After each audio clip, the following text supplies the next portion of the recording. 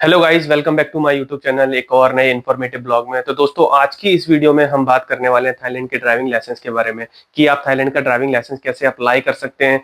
उसके लिए आपको क्या क्या डॉक्यूमेंटेशन की जरूरत है, थाईलैंड ड्राइविंग लाइसेंस की कितनी फीस है, और उसके लिए आपको कहाँ पे जाके अप्लाई करना है। प्लस अगर मेरे पास मेरी होम कंट्री का लाइसेंस है तो मैं यहाँ पे मुझे जो है लाइसेंस इजीली मिल जाएगा। तो ये सारे जो प्रोसेस है वो मैं आपके साथ शेयर करने वाला हूँ, क्योंकि मैंने अभी रिसेंटली थाईलैंड का ड्राइविंग लाइसेंस अप्लाई किया है। तो सोचा कि आपके साथ भी वो प्रोसेस शेयर किया जाए।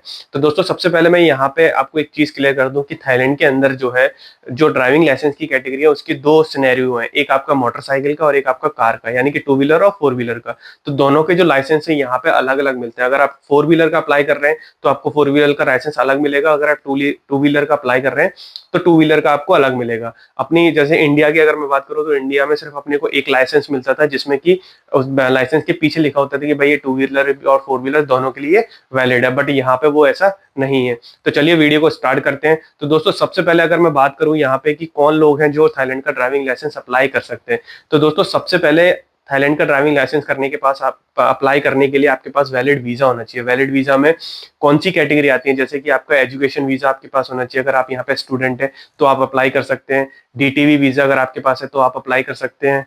नॉन ओ वीजा, नॉन ओ यानी कि स्पाउस वीजा, रिटायरमेंट वीजा, या फिर आपके पास वर्क परमिट है। तो ये सारे जो कैटेगरी के वीजा जो है वही लोग जो है वो थाईलैंड का ड्राइविंग लाइसेंस अप्लाई कर सकते हैं। अब बात करते हैं हम थाईलैंड के ड्राइविंग लाइसेंस में कि क्या क्या डॉक्यूमेंटेशन हमको जरूरत पड़ती है। तो सबसे पहले अगर मैं बात करूं तो आपका पासपोर्ट होना चाहिए, प्लस उस पासपोर्ट पे आपका वीजा होना चाहिए। आपके पासपोर्ट की फ्रंट बैक प्लस आपका वीजा और आपकी लास्ट स्टैम्प, यानी कि आप थाईलैंड कब आए थे उसकी लास्ट स्टैम्प की जेरोक्स आपके पास होनी चाहिए। नेक्स्ट आता है आपका रेजिडेंस सर्टिफिकेट। रेजिडेंट सर्टिफिकेट आपका, फिर उसके बाद आता है मेडिकल सर्टिफिकेट। तो ये जो बेसिक डॉक्यूमेंट्स हैं ये आपको अप्लाई करते टाइम आपके पास होने चाहिए। अब बात करते हैं रेजिडेंट सर्टिफिकेट के लिए। तो ये रेजिडेंट सर्टिफिकेट जो है आपको दो जगह से आप उसको अप्लाई कर सकते हैं। एक आपका इंडियन एम्बेसी के थ्रू, या फिर आपकी जो भी एम्बेसी है जिस कंट्री से आप बिलोंग करते हो उस कंट्री की एम्बेसी में जाके आप वहां से भी रेजिडेंट सर्टिफिकेट आपका बनवा सकते हो। रेजिडेंट सर्टिफिकेट का मतलब क्या है कि जिस जहां पे आप रह रहे हो, मान लो किसी आप हॉस्टल में रह रहे हो या फिर किसी कॉन्डो के अंदर रह रहे हो या फिर किसी घर के अंदर रह रहे हो, तो वहां पे आप जो है रेजिडेंट सर्टिफिकेट आप वहां से इंडियन एम्बेसी में जाके आपको लेटर देना होगा। इंडियन एम्बेसी या फिर दूसरी एम्बेसी जो है वो आपको एक लेटर इशू करेंगी, तो वो आपको जो है अपने ड्राइविंग लाइसेंस के फॉर्म के एप्लीकेशन फॉर्म के साथ आपको ऐड करना पड़ेगा। मेडिकल सर्टिफिकेट जो आप किसी भी लोकल हॉस्पिटल या फिर क्लिनिक से जाके भी आप उसको अप्लाई कर सकते हैं। रेजिडेंस सर्टिफिकेट की अगर मैं बात करूं तो यहाँ पे एक और चीज है जो मैंने जो प्रोसेस किया था वो है आपका इमिग्रेशन का प्रोसेस। इमिग्रेशन यानी कि जो बैंकॉक का जितना, बैंकॉक में जो भी लोग अगर अप्लाई कर रहे हैं तो वो इमिग्रेशन ऑफिस से भी अप्लाई कर सकते हैं रेजिडेंस सर्टिफिकेट के लिए। तो वहां पे जैसा आप इस वीडियो में देख रहे हो, मैं इमिग्रेशन ऑफिस पे गया था। तो यहाँ पे ये जो वी वाला जो काउंटर है जो आप देख रहे हैं, यहाँ पे जाके आप सिर्फ एक एप्लीकेशन, आपको फॉर्म फिल करनी है। फॉर्म फिल के साथ आपको TM30 फॉर्म जो है वो देना है और आपका पासपोर्ट देना है। बस आपको और कुछ नहीं देना। वहां जाने के बाद आपको सिर्फ आपको 200 बाht जो है वो फीस पे करनी है। वो आपसे पूछेंगे कि आपको जो रेजिडेंस सर्टिफिकेट अगर किस लिए चाहिए, वो आप बोल देना मुझे ड्राइविंग लाइसेंस के लिए चाहिए। तो पूछेंगे आपको कि टू व्हीलर के लिए चाहिए या फिर फोर व्हीलर के लिए। अगर आप बोले भाई मुझे किसी मोटरसाइकिल के लिए चाहिए तो वो मोटरसाइकिल को कंसीडर करेंगे। आप बोलेंगे दोनों के लिए चाहिए तो वो आपको दोनों का कंसीडर करके जो है वो आपसे 400 बात चार्ज करेंगे। यहाँ पे रेजिडेंस सर्टिफिकेट की जो इमिग्रेशन की फीस है वो है आपकी 200 बाट, जो मैंने पे करी थी। ये आप पूरा आपने देखा होगा वीडियो में। तो यहाँ जाके आप रेजिडेंस सर्टिफिकेट अप्लाई कर सकते हैं। तो चलिए अब चलते हैं हम मेडिकल सर्टिफिकेट लेने की। मेडिकल सर्टिफिकेट हम जो है वो कैसे अप्लाई कर सकते हैं और उसके लिए क्या क्या बेसिक रिक्वायरमेंट पड़ती है, किसी क्लिनिक पे जाते हैं हॉस्पिटल में तो हमें क्या देना पड़ेगा। जा रहा हूँ मेडिकल सर्टिफिकेट लेने अपना। कि क्या होता है जब हम ड्राइविंग लाइसेंस के लिए अप्लाई करते हैं तो हमको एक मेडिकल सर्टिफिकेट लेना पड़ता है। तो वो यहाँ के जो भी क्लिनिक या हॉस्पिटल होता है वहाँ से हम उसको ले सकते हैं। और वो उसकी प्राइस जो है वो आपकी डिपेंड करती है कि आप किस टाइप के हॉस्पिटल या फिर आप क्लिनिक में जा रहे हो। तो प्राइस अगर आप अच्छे हॉस्पिटल में जाओगे तो 1000 बात 1500, तो मतलब मिनिमम प्राइस जो है वो 200 बात से 1000 बात के समथिंग जा सकती है। तो अभी मैं जा रहा हूँ क्लिनिक पे जहाँ से मेडिकल सर्टिफिकेट लेना है। और यहाँ पे दो सिनेरियो हैं। अगर आप जो एजेंट के थ्रू अगर आप ड्राइविंग लाइसेंस अप्लाई करते हैं तो उसमें वो सारा पैकेज में सबको इंक्लूड करके देगा, आपका मेडिकल सर्टिफिकेट, रेजिडेंस सर्टिफिकेट, ये सारी चीज़ें। पर वो जो आपसे चार्ज ज़्यादा लेगा। और मैं जो हूँ वो बिना किसी एजेंट के नॉर्मल प्रोसेस से अप्लाई कर रहा हूँ। देखते हैं कि क्या होता है। तो अभी जो है मेडिकल सर्टिफिकेट लेने जा रहे हैं, देखते हैं, बताते हैं आपको क्या होता है। चलिए।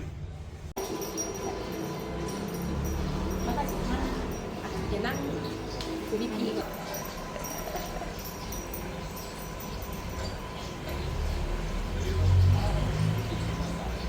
तो अभी हमारा जो है वो पीपी इन्होंने चेक कर लिया है और डॉक्यूमेंट में इन्होंने मुझसे सिर्फ मेरा आईडी कार्ड लिया है। अगर आपके पास मेरे पास पिंक आईडी कार्ड है, अगर आपके पास पिंक आईडी कार्ड नहीं है तो आप अपना पासपोर्ट भी दे सकते हैं। और अभी वेट करते हैं।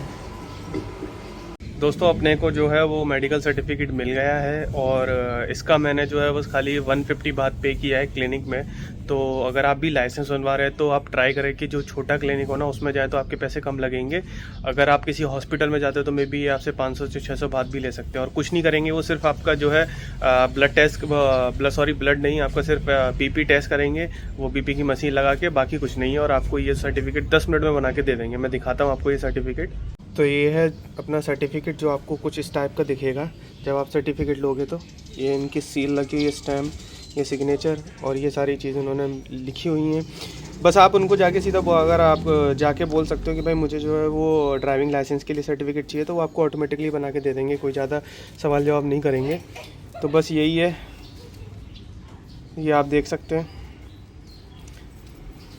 तो दोस्तों अपने पास जो रेजिडेंस सर्टिफिकेट और मेडिकल सर्टिफिकेट मिल गया है। तो चलिए हम चलते हैं थाईलैंड का जो चटुचक मुचित के पास जो इनका लैंड एंड ट्रांसपोर्टेशन डिपार्टमेंट है, वहां जाके ड्राइविंग लाइसेंस के लिए अप्लाई करते हैं। तो यहाँ पे क्या है, जब आप वहां पे जाएंगे तो वहां पे 4 नंबर की जो बिल्डिंग है ब्लॉक 4 करके जो है, वहीं पे जाके जो भी न्यू ड्राइविंग लाइसेंस जो है वहीं जाके अप्लाई होते हैं। तो वहां पे हमको जाना है और अपनी जो अपन ने एप्लीकेशन बनाई थी वहां जाके सबमिट करते हैं। चलिए चलते हैं। तो जैसे आप अंदर आएंगे यहाँ से तो सबसे पहले आपको इस काउंटर पे आना पड़ेगा। यहाँ पे ये जो है फॉर फॉरनर इंफॉर्मेशन काउंटर। तो यहाँ से जो है वो अपने को टोकन नंबर मिलेगा। तो इनका जो ओपनिंग टाइम है वो 8:30 है और क्लोज 3:30 PM। लंच ब्रेक जो है 12 से 1 का है। तो चलिए अभी वेट कर रहे हैं अपने क्यू का नंबर आता है तो देखते हैं क्या क्या डॉक्यूमेंट मांगते हैं वो हमसे। बने रहिए हमारे साथ। तो यहाँ पे जो है वो अपने को टोकन लेना है ऐसे, फिर वहाँ पे जो डिस्प्ले होगा उसके अकॉर्डिंग अपने को वेट करके जाना है। अभी डॉक्यूमेंट में हमने तो अपने अकॉर्डिंग लगा लिया। अभी देखते हैं वहाँ पे वो क्या डॉक्यूमेंट पूछते हैं, तो मैं आपको बताता हूँ कि कैसे डॉक्यूमेंट सीक्वेंस में रखने हैं सारी चीज़ें। तो देखते हैं अभी। और ये यहाँ पे जो बना हुआ है काउंटर बना हुआ है। चलिए चलते हैं, अपना नंबर आ गया। ऐसा अपने को मिलेगा जब अपन आएंगे क्लास के लिए। तो अभी जो है 2nd फ्लोर पे जाना है। सारी चीज़ें उन्होंने दे दी हैं। फिर अभी क्लास स्टार्ट होगी।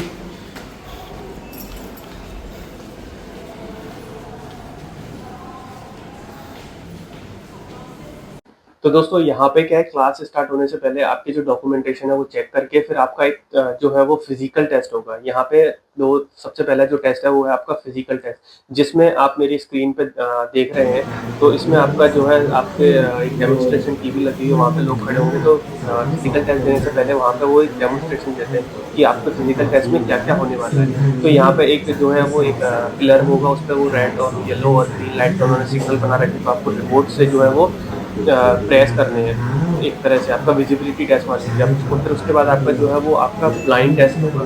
ब्लाइंड टेस्ट हो गया। ब्लाइंड टेस्ट के बाद आपका फिर स्पीड टेस्ट हो गया। आपकी स्पीड यानी कि रेड और ब्लू, वो रेड और ग्रीन करके वो आपका चेक करेंगे।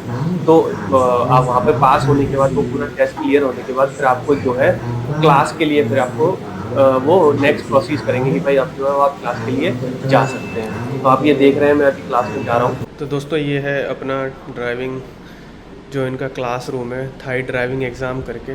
तो अभी यहाँ पे कोई है नहीं, ये देख सकते हैं आप। तो अभी ये अपने को टोकन नंबर दे दिया है। अभी वेट करते हैं। मे बी वो थोड़ा सा एक्सप्लेन करेंगी कि आपके क्या क्या हैं। मतलब अभी हम वेट कर रहे हैं। जो ऑफिसर ने उन्होंने टोकन नंबर दे दिया, बोला है कि आप वहाँ पे जाके वेट कीजिए। तो मे बी अभी क्लास स्टार्ट होगी, देखते हैं। चलिए, वैसे एग्ज़ाम का जो इन्होंने एक लिंक है वो मैं आपको डिस्क्रिप्शन में दे दूँगा, जिसकी वो प्रैक्टिस करवाते हैं। देखते हैं अभी क्या होता है क्लास में।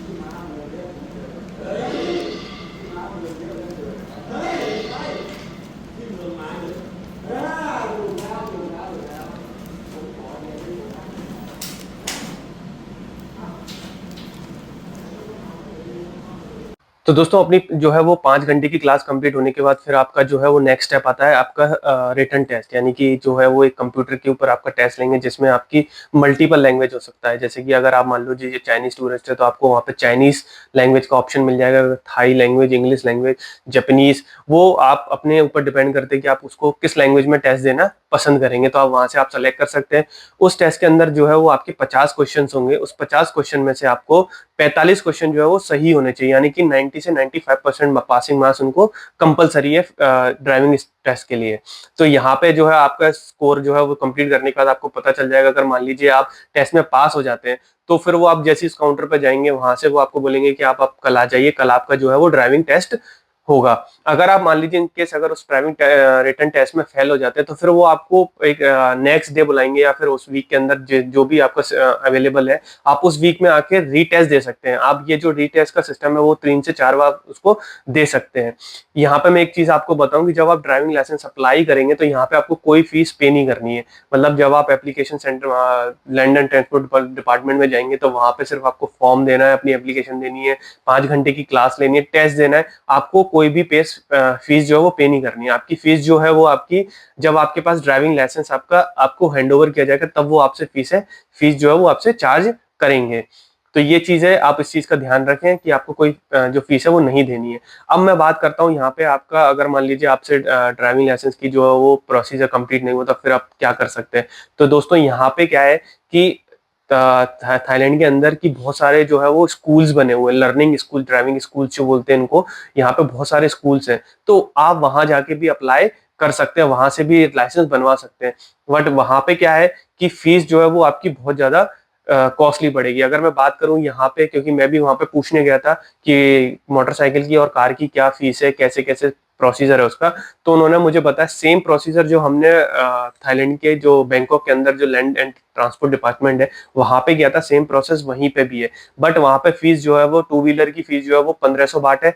अगर आप वहीं पे कार का अप्लाई करते तो वहां पे 6,500 यानी कि 6,500 बाट फीस आपको जो है वो पे करनी पड़ेगी। प्लस उसके अलावा आपको वहां पे जो टेस्ट और जो आपने रिटर्न टेस्ट दिया था वो भी वहां पे आपको सेम चीज करनी पड़ेगी। बट वहां पे क्या है कि जो टीचर्स हैं, जो उस लर्निंग स्कूल या फिर जो ड्राइविंग स्कूल्स के जो टीचर्स हैं वो आपको उसके अंदर सपोर्ट कर देंगे, वो आपकी हेल्प कर देंगे टेस्ट के अंदर, तो वहां से आप भी अप्लाई कर सकते हैं। बट ये वहां पे फीस जो है वो बहुत ज्यादा एक्सपेंसिव है, वो आप देख सकते हैं आपको जो सूटेबल लगे।